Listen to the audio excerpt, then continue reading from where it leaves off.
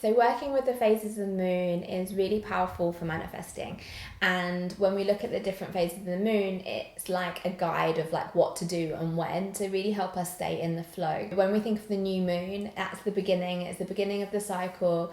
It's the time where you want to set your intentions, to envision what you would like to call into your life, how you would like that to look, how you would like that to feel. It's also quite a low energy time, so you don't necessarily need to take action. It's just getting clear on what your idea is, what your intention is.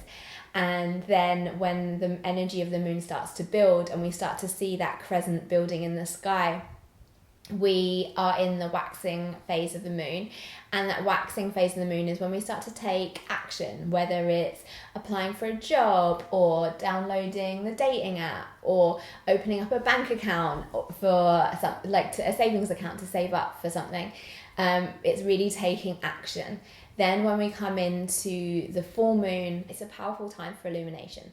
So it can be quite an intense time because it can also be illuminating what's not working for us, but also it's really important to focus on the things that are working for us, the things that we've achieved, the things that we've done. So practicing gratitude, celebrating, and using that energy to upgrade our lives. When we're in an energy of abundance and gratitude, it's a lot easier to call in more energies that are of that same frequency. Whereas when we're in an energy or that headspace of lack, when we don't have enough, or we're in a scarcity mindset, we can also subconsciously reinforce that and push opportunities away. So use that full moon energy to really celebrate what you've got. Use that, work that full moon energy, baby. But yeah, use that full moon energy. Using that full moon energy to really call in abundance, to see the abundance that you already have in your life is a really powerful way to call in more.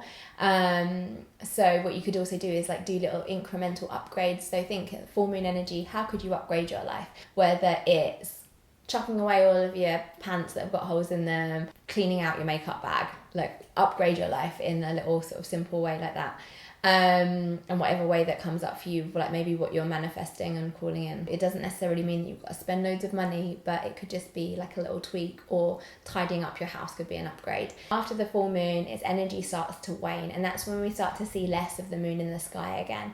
And it's a really important time of the moon cycle to relax and recharge, and also let go.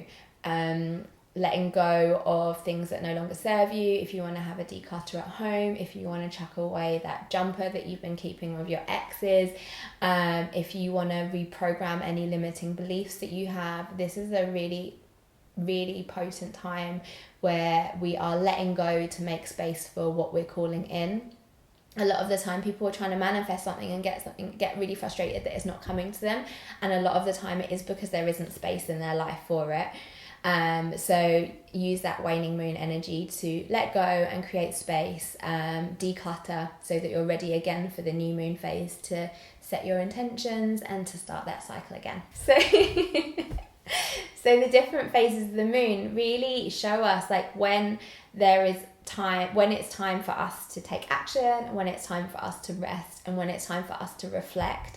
And also to celebrate. Like that's part of the cycle. A lot of the time we trick ourselves into thinking that life is linear and we just have to just go for it, but to really create and have that balance and that flow in our lives, we really need to really have that balance of rest and action, giving and receiving, surrendering and setting intentions.